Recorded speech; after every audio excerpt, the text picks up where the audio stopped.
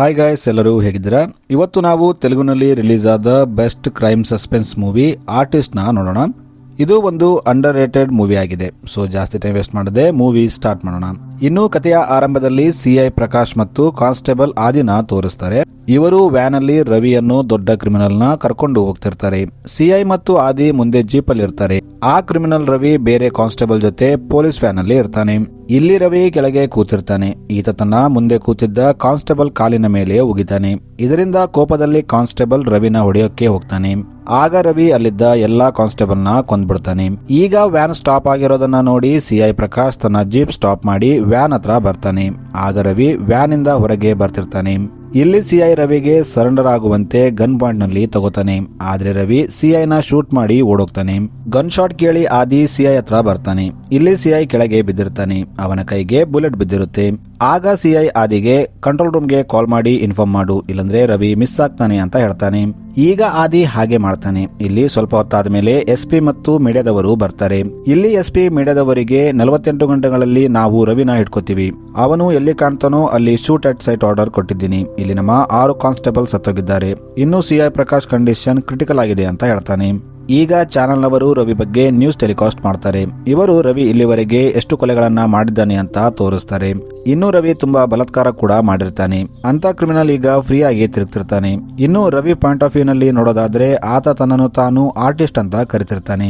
ಆತನಿಗೆ ಕೊಲೆ ಮತ್ತು ಬಲಾತ್ಕಾರ ಮಾಡೋದು ಆರ್ಟ್ ಆಗಿರುತ್ತೆ. ಇಲ್ಲಿ ನಮಗೆ ರವಿ ಒಬ್ಬ ಸೈಕೋ ಅಂತ ಗೊತ್ತಾಗುತ್ತೆ. ನೆಕ್ಸ್ಟ್ ಸೀನ್ ಅಲ್ಲಿ ಜಾನುನ ತೋರಿಸ್ತಾರೆ. ಈಕೆ ವಿಕಿಗೆ ಕಾಲ್ ಮಾಡಿ ತನ್ನ ಮನೆಗೆ ಕರೀತಾಳೆ. ಇವರಿಬ್ಬರು ಲವ್ ಮಾಡ್ತಿರ್ತಾರೆ. ಅದಕ್ಕೆ ಜಾನು ವಿಕಿನ ತನ್ನ ತಾಯಿಗೆ ಪರಿಚಯ ಮಾಡಿಸ್ತಾಳೆ.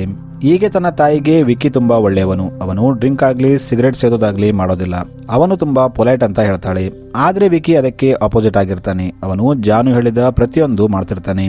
ಆಗ ಜಾನು ತಾಯಿ, ನೋಡು, ನಾನು ಕೂಡ ನಿನ್ನ ತಂದೆನ ಲವ್ ಮಾಡಿ ಮದುವೆ ಆಗಿದ್ದೆ. ಈಗ ನೋಡಿದೆಯಲ್ಲ ನನ್ನ ಪರಿಸ್ಥಿತಿ, ಈ ಹುಡುಗರೆಲ್ಲ ಸೇಮ್ ಇರ್ತಾರೆ, ನಾನು ಮಾಡಿದ ತಪ್ಪು ನೀನು ಮಾಡಬೇಡ ಅಂತ ಹೇಳ್ತಾಳೆ. ಆಕ್ಚುಲಿ ಕೆಲವು ವರ್ಷಗಳ ಹಿಂದೆ ಜಾನು ತಂದೆ ತಾಯಿ ಜಗಳ ಮಾಡಿಕೊಂಡು ಡೈವರ್ಸ್ ತಗೊಂಡಿರ್ತಾರೆ. ಅವಾಗಿಂದ ಜಾನು ಸ್ವಲ್ಪ ದಿನ ತನ್ನ ತಂದೆ ಜೊತೆ ಮತ್ತು ಸ್ವಲ್ಪ ದಿನ ತನ್ನ ತಾಯಿ ಜೊತೆ ಇರ್ತಾಳೆ. ಆದ್ರೆ ಜಾನು ತನ್ನ ತಂದೆಗೆ ವಿಕಿ ಬಗ್ಗೆ ಮೊದಲೇ ಹೇಳಿರ್ತಾಳೆ. ಆಗ ಆತ, ನಿಮ್ಮ ಅಮ್ಮ ಏನೇ ಹೇಳಿ ನಿನ್ನ ಮದುವೆ ವಿಕಿ ಜೊತೆ ಮಾಡ್ತೀನಿ ಅಂತ ಹೇಳಿರ್ತಾನೆ. ಈಗ ಜಾನು ತನ್ನ ತಾಯಿಗೆ ಒಂದು ಸಾರಿ ವಿಕಿನ ಮೀಟ್ ಆಗುವಂತೆ ಹೇಳ್ತಾಳೆ. ಈಗ ನೆಕ್ಸ್ಟ್ ಸೀನ್ ಅಲ್ಲಿ ವಿಕಿ ಜಾನು ತಾಯಿನ ಮೀಟ್ ಆಗೋಕೆ ಅವಳ ಮನೆ ಹತ್ರ ಬರ್ತಾನೆ. ಈತ ಸ್ವಲ್ಪ ಟೆನ್ಷನ್ ನಲ್ಲಿರ್ತಾನೆ. ಅದಕ್ಕೆ ಈತ ವಾಚ್ಮನ್ ಹತ್ರ ಬೀಡಿ ಇಸ್ಕೊಂಡು ಸೇರ್ತಾನೆ. ಇದನ್ನ ಮೇಲಿಂದ ಜಾನು ಮತ್ತು ಆಕೆ ತಾಯಿ ನೋಡ್ತಾರೆ. ಈಗ ವಿಕಿ ಒಳಗೆ ಬರ್ತಾನೆ.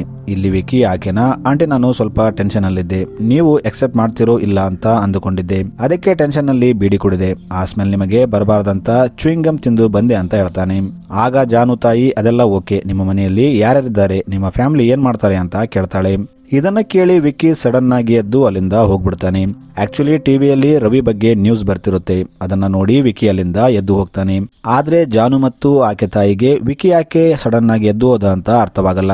ಈಗ ಸೀನ್ ಫ್ಲಾಶ್ ಬ್ಯಾಕ್ಗೆ ಹೋಗುತ್ತೆ. ಇಲ್ಲಿ ವಿಕಿ ಮತ್ತು ಆತನ ತಂಗಿ ಸ್ವಾತಿನ ತೋರಿಸ್ತಾರೆ. ಇವರಿಗೆ ತಂದೆ ತಾಯಿ ಇರಲ್ಲ, ಆದ್ರೂ ಇವರು ತುಂಬಾ ಖುಷಿಯಿಂದ ಜೀವನ ಮಾಡ್ತಿರ್ತಾರೆ. ವಿಕಿ ಸ್ವಾತಿನ ತುಂಬಾ ಚೆನ್ನಾಗಿ ನೋಡ್ಕೊತಿರ್ತಾನೆ. ಇವರು ಒಂದು ದಿನ ಟಿವಿ ನೋಡ್ತಿದ್ದಾಗ ನ್ಯೂಸ್ ಅಲ್ಲಿ ಒಬ್ಬ ಅಣ್ಣ ತನ್ನ ತಂಗಿ ಗಂಡನ್ನ ಅತಿ ದಾರುಣವಾಗಿ ಕೊಂದಿದ್ದಾನೆ ಅಂತ ತೋರಿಸ್ತಿರ್ತಾರೆ. ಏಕೆಂದ್ರೆ ಅವರು ಓಡೋಗಿ ಮದುವೆ ಆಗಿರ್ತಾರೆ. ಆಗ ಸ್ವಾತಿ ವಿಕಿಗೆ, ನಾನು ಯಾರನ್ನಾದ್ರೂ ಲವ್ ಮಾಡಿ ಮದುವೆ ಆದ್ರೆ ನೀನು ಏನು ಮಾಡ್ತೀಯಾ ಅಂತ ಕೇಳ್ತಾಳೆ. ಆಗ ವಿಕ್ಕಿ, ಚೆನ್ನಾಗಾಯ್ತಲ್ಲ, ನೀನು ಮದುವೆ ಆದ್ರೆ ನಿನ್ನ ಜವಾಬ್ದಾರಿ ಎಲ್ಲ ಆತನ ಮೇಲೆ ಹೋಗುತ್ತೆ, ನಾನು ಫ್ರೀ ಆಗಿರ್ಬೋದು ಅಂತ ಹೇಳ್ತಾನೆ. ಈಗ ಮಾರನೇ ದಿನ ಸ್ವಾತಿ ಫ್ರೆಂಡ್ ಒಬ್ಬಾಕೆ ವಿಕಿ ಹತ್ರ ಬಂದು, ಸ್ವಾತಿ ಡೈಲಿ ಕಾಲೇಜ್ಗೆ ಹೋಗುವಾಗ ದೇವ್ ಅನ್ನೋ ಹುಡುಗ ಆಕೆ ಹಿಂದೆ ಬೀಳ್ತಾನೆ ಅಂತ ಹೇಳ್ತಾಳೆ. ಆಗ ವಿಕಿ ದೇವ್ ಹತ್ರ ಹೋಗಿ, ನನ್ನ ತಂಗಿ ಹಿಂದೆ ಬೀಳ್ಬೇಡ ಅಂತ ವಾರ್ನಿಂಗ್ ಕೊಡ್ತಾನೆ. ಆದ್ರೆ ದೇವ್, ನಾನು ನಿನ್ನ ತಂಗಿನ ಸೀರಿಯಸ್ ಆಗಿ ಲವ್ ಮಾಡ್ತಿದ್ದೀನಿ, ಆಕೆನ ಮದುವೆ ಆಗ್ತೀನಿ ಅಂತ ಹೇಳ್ತಾನೆ. ಆದ್ರೆ ವಿಕ್ಕಿ, ನಿನ್ನ ಏಜೇನು ಆಕೆ ಏಜೇನು, ನೀನು ನನ್ನ ಅಣ್ಣನ ವಯಸ್ಸಿನವರ ತರ ಇದೆಯಾ, ನನ್ನ ಮಾತು ಕೇಳಿ ಸ್ವಾತಿ ಹಿಂದೆ ಬೀಳೋದು ಬಂದ್ ಮಾಡು ಅಂತ ಹೇಳ್ತಾನೆ. ಈಗ ರಾತ್ರಿ ಆದಾಗ ಸ್ವಾತಿ ವಿಕಿಗೆ ಕಾಲ್ ಮಾಡಿ, ಮನೆಯಲ್ಲಿ ಶುಗರ್ ಮುಗಿದು ಹೋಗಿದೆ, ಬರುವಾಗ ತಗೊಂಡು ಬಾ ಅಂತ ಹೇಳ್ತಾನೆ. ಆಗ ವಿಕಿ, ದಾರಿಯಲ್ಲಿದ್ದೀನಿ, ಬರ್ತಾ ತರ್ತೀನಿ ಅಂತ ಹೇಳ್ತಾನೆ. ಈಗ ವಿಕಿ ಮನೆಗೆ ಬಂದಾಗ ಮನೆಯಲ್ಲಿ ಕರೆಂಟ್ ಇರಲ್ಲ. ಇಲ್ಲಿ ವಿಕಿಗೆ ಸ್ವಾತಿ ಒಂದು ಕಡೆ ಬಿದ್ದಿರೋದು ಕಾಣುತ್ತೆ. ಆಕೆ ಮೈಯೆಲ್ಲ ಬ್ಲಡ್ ಆಗಿರುತ್ತೆ. ವಿಕಿ ಸ್ವಾತಿನ ಎತ್ಕೊಂಡು ಹಾಸ್ಪಿಟಲ್ಗೆ ಬರ್ತಾನೆ.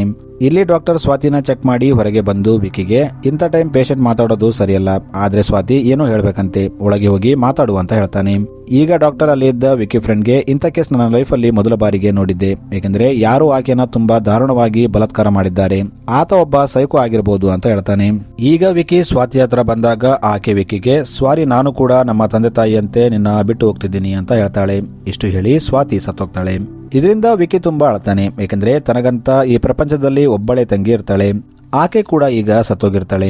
ಈಗ ಸ್ವಲ್ಪ ದಿನ ಆದ್ಮೇಲೆ ವಿಕಿ ಸ್ವಾತಿ ಫ್ರೆಂಡ್ ಹತ್ರ ಬಂದು, ಅವತ್ತು ಸ್ವಾತಿ ಸತ್ತ ದಿನ ಆಕೆ ನಿನಗೆ ಏನಾದ್ರೂ ಹೇಳಿದ್ಲಾ ಅಥವಾ ಯಾರಾದ್ರೂ ಆಕೆ ಹಿಂದೆ ಬೀಳ್ತಿದ್ರ ಅಂತ ಕೇಳ್ತಾನೆ. ಆದ್ರೆ ಆಕೆ ಅವತ್ತು ನಾನು ಊರಲ್ಲಿ ಇದ್ದಿದ್ದಿಲ್ಲ, ಅದರ ಬಗ್ಗೆ ನನಗೆ ಹೆಚ್ಚೇನು ಗೊತ್ತಿಲ್ಲ ಅಂತ ಹೇಳ್ತಾಳೆ. ಈಗ ವಿಕಿ ಮನೆಗೆ ಬಂದು ಟಿವಿ ನೋಡ್ತಿದ್ದಾಗ ನ್ಯೂಸ್ ಅಲ್ಲಿ ಸಿಟಿಯಲ್ಲಿ ಒಬ್ಬ ಸೀರಿಯಲ್ ಕಿಲ್ಲರ್ ಇದ್ದಾನೆ, ಅವನು ಹುಡುಗಿಯರನ್ನ ಬಲಾತ್ಕಾರ ಮಾಡಿ ಕೊಲ್ತಿದ್ದಾನೆ ಅಂತ ತೋರಿಸ್ತಿರ್ತಾರೆ. ಇನ್ನು ಆ ಕಿಲ್ಲರ್ ಬಲಾತ್ಕಾರ ಮಾಡುವಾಗ ವಿಕ್ಟಮ್ಸ್ಗೆ ಹೀರೋಯಿನ್ ಮಾಸ್ಕ್ ಹಾಕ್ತಿರ್ತಾನೆ.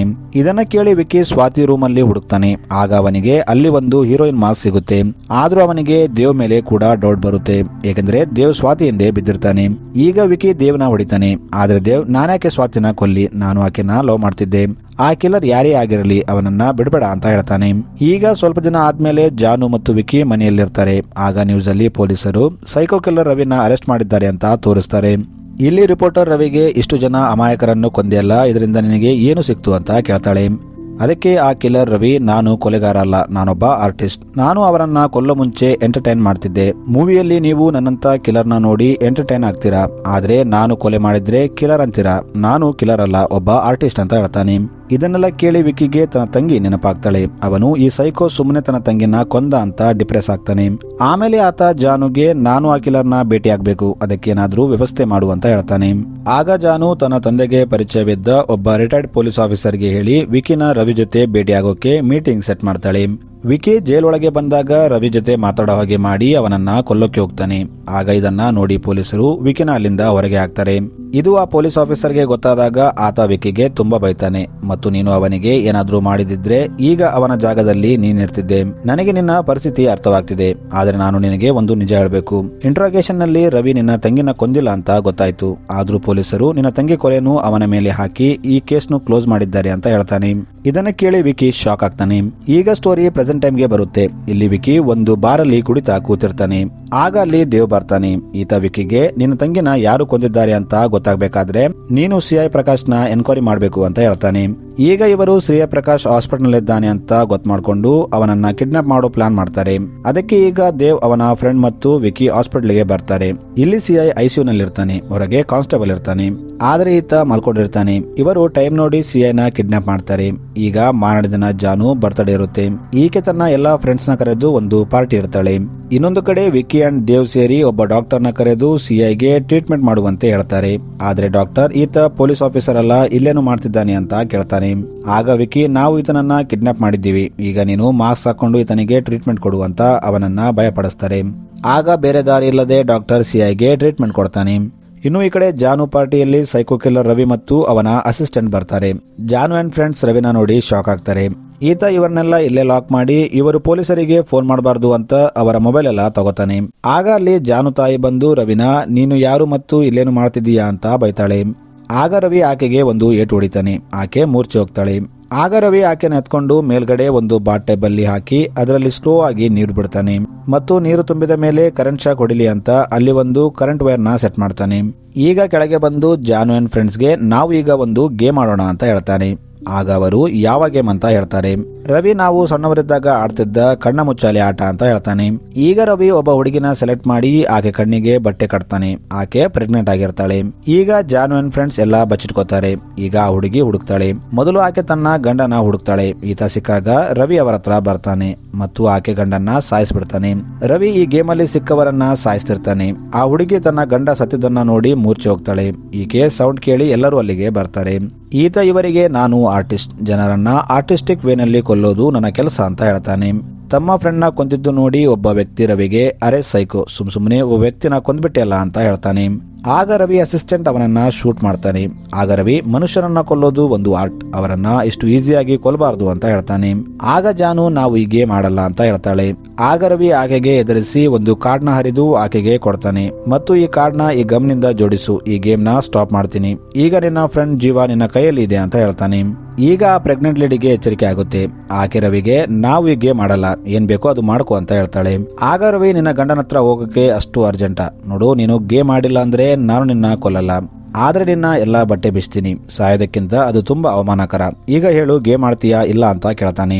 ಈಗ ಇವರೆಲ್ಲ ಗೇಮ್ ಆಡೋಕೆ ಒಪ್ಕೋತಾರೆ. ಇವರು ಆಡ್ತಿದ್ದಾಗ ಆ ಪ್ರೆಗ್ನೆಂಟ್ ಲೇಡಿ ತನ್ನ ಫ್ರೆಂಡ್ಸ್ ನ ನೋಡಿದರೂ ಸುಮ್ಮನಿರ್ತಾಳೆ. ಏಕೆಂದ್ರೆ ಆಕೆ ಅವರ ಬಗ್ಗೆ ರವಿಗೆ ಹೇಳಿದ್ರೆ ಅವನು ಅವರನ್ನ ಕೊಲ್ತಿರ್ತಾನೆ. ಈಕೆ ರವಿ ಹತ್ರ ಬಂದು ಯಾರು ಕಂಡಿಲ್ಲ ಅಂತ ಹೇಳ್ತಾಳೆ. ಆಗ ರವಿ, ನೀನು ಗೇಮ್ ನ ಸೀರಿಯಸ್ ಆಗಿ ಆಡ್ತಿಲ್ಲ ಅಂತ ಹೇಳ್ತಾನೆ. ಆಮೇಲೆ ಆ ಪ್ರೆಗ್ನೆಂಟ್ ಲೇಡಿನ ಕೊಂದ್ಬಿಡ್ತಾನೆ. ಇನ್ನೊಂದು ಕಡೆ ವಿಕಿ ಕಿಡ್ನಾಪ್ ಮಾಡಿದ್ದ ಸಿಐ ಪ್ರಕಾಶ್ಗೆ ಎಚ್ಚರಿಕೆ ಆಗುತ್ತೆ.